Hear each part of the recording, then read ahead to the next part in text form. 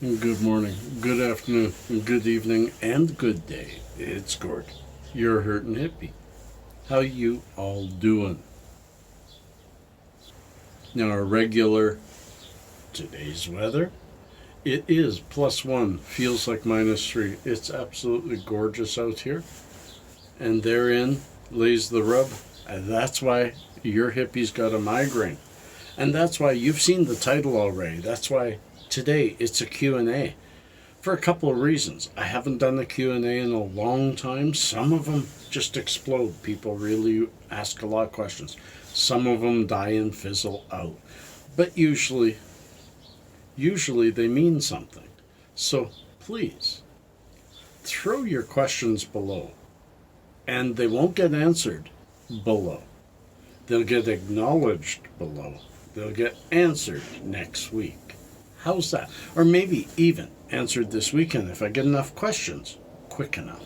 Usually these videos don't get much interaction after the first couple of days, but my Q&A seem to go a little bit further. Sometimes I still get people asking a question on a Q&A from years and years ago, so it's fun. I've had a lot of talk about so today I'm just going to ramble while you think of what questions you want below. Maybe when I ramble, it will bring forward some things. Little oddities I've seen in the news. I had to laugh my you-know-what off at the Speaker of the House, Nancy Pelosi, ripping up Donald Trump's speech while he's saying thank you everybody at the end of the speech.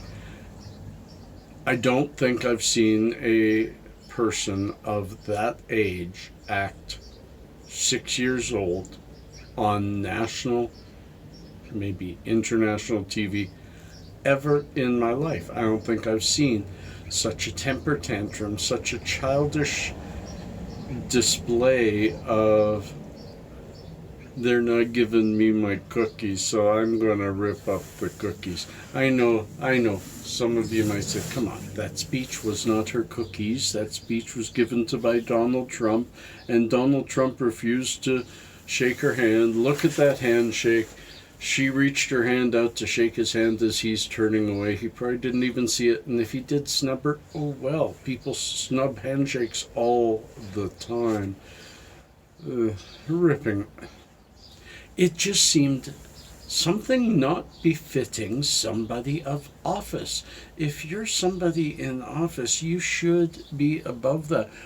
Right or left, you should be above that. Now, I agree. Donald Trump should be above a lot of the stuff that he does too. So don't get me wrong there. I think he's an idiot the way he trolls, but that's who he is. That's just who he is. And I know some of you are going to give me a thumbs down for that. I didn't say I support him. I say I thought that was funny. Cheers. I'm also dealing with, oh my goodness, a migraine. You know, it at 5 this morning, it wasn't there. It just wasn't there. At 5 o'clock this morning, I was feeling great. At 6:30 when I got up, it hurt. And now it's just pounding. So this one is not going to just get CBD. This one I will be taking some Advil, closing my eyes, and trying to get this passed. So there may not be a lot of editing in this either. I want to think of what other things, because I don't want you guys thinking I'm a conservative. I am not. You know, I do say watch Joe Rogan. He recently had a guy from England on who is conservative but has an online personality that is not him but is him, that is a woke liberal pretend person. And the things he's been able to get away with and prove about the woke left. And when I say the woke left, if you're left, you're probably not the woke left. Because you wouldn't be watching me if you were. You would have already insulted me for being white and old. and you would have moved on. I love liberal people. Ask all the liberal people I hang out with.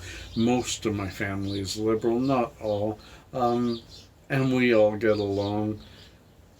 There's so many of my followers are liberal, and I love liberals. I lean left, depending on the subject. I lean right, depending on the subject. This right and left vernacular, my friends, we've got to end it.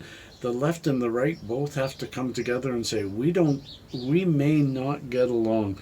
We may not agree on everything, but we can't allow our media to continue this rampant overthrow of our emotions, telling us when to be angry, telling us when to be sad, reporting things that are not yet even things, you know? It is time we stand up on both sides and say, it's okay to be on either side. But media, stop telling us to hate each other. It doesn't work. It doesn't facilitate a good environment for our children. And we're going to be sorry one day if we don't stop it soon. The world according to Gord. Anyways, friends, it's going to be a small one today. This headache's taking me away, so let's get on to